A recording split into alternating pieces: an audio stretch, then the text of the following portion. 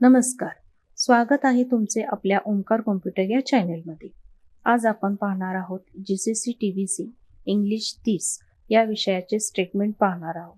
चला तर मग सुरुवात करूया. इथे तुम्हाला डाव्या बाजूला क्वेश्चन पेपर आणि उजव्या बाजूला आन्सर शीट दिलेली आहे. यामध्ये तुम्हाला सुरुवातीला संपूर्ण स्टेटमेंट टाईप करून घ्यायचे आहे. सुरुवातीला इथं आपल्याला एक नोट दिलेली आहे. त्या नोटमध्ये आपल्याला असे दिले आहे की B3 मध्ये जे आहे ते आपल्याला स्टेटमेंटचं हेडिंग टाईप करायचं आहे आणि B5 मध्ये आपल्याला स्टेटमेंटचा टेबल पूर्णपणे टाईप करायचा आहे.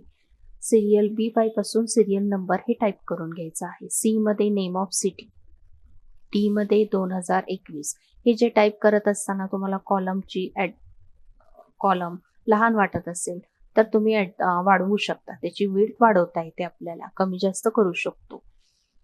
नेम ऑफ सिटी, परत सिरियल मध्ये नंबर टाईप करून घेणे. नेम ऑफ सिटी मध्ये सिटींची नावं आणि DEF मध्ये जे काही दिले आहेत नंबर ते टाईप करून घ्यायचे आहेत.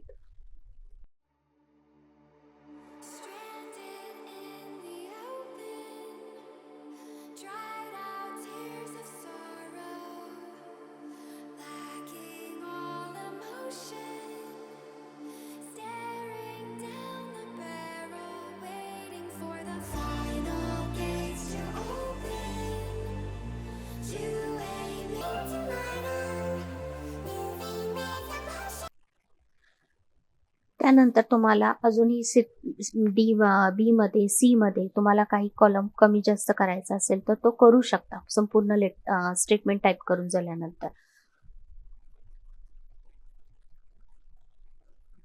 DEF मध्ये ह्या तिन्ही कॉलमची विड्थ एकसारखी पाहिजे. कॉलम सिलेक्ट करताना वरून DEF तिथूनच कॉलम सिलेक्ट करायचा. खाली नंबर पासून कॉलम सिलेक्ट करायचे नाही. वरूनच कॉलम सिलेक्ट करताना तिथून सिलेक्ट करायचा आणि तिन्हींची विड्थ एकसारखी ठेवायची. कमी ठेवा, जास्त करा. सिरियल नंबर नंतर 1 ते 8 हे नंबर सेंटर करून घ्यायचे आहेत. सिरियल नंबर टेबलचा हेडिंग जो आहे तो बोल्ड आणि सेंटर करून घ्यायचा आहे. नंतर संपूर्ण टेबल सिलेक्ट करून ऑल बॉर्डर करायची आहे त्याला. आणि लास्टला स्टेटमेंटचं जे हेडिंग आहे ते पूर्णपणे F कॉलम पर्यंत सिलेक्ट करायचं आहे. F कॉलमच्या बाहेर सिलेक्शन द्यायचं नाही. जिथपर्यंत तुमचा टेबल आहे F कॉलम पर्यंत तिथपर्यंतच तो सिलेक्ट करायचा आहे. आणि नंतर सिलेक्ट करून झाल्यानंतर त्याला मर्ज, सेंटर आणि बोल्ड अंडरलाईन करायची आहे.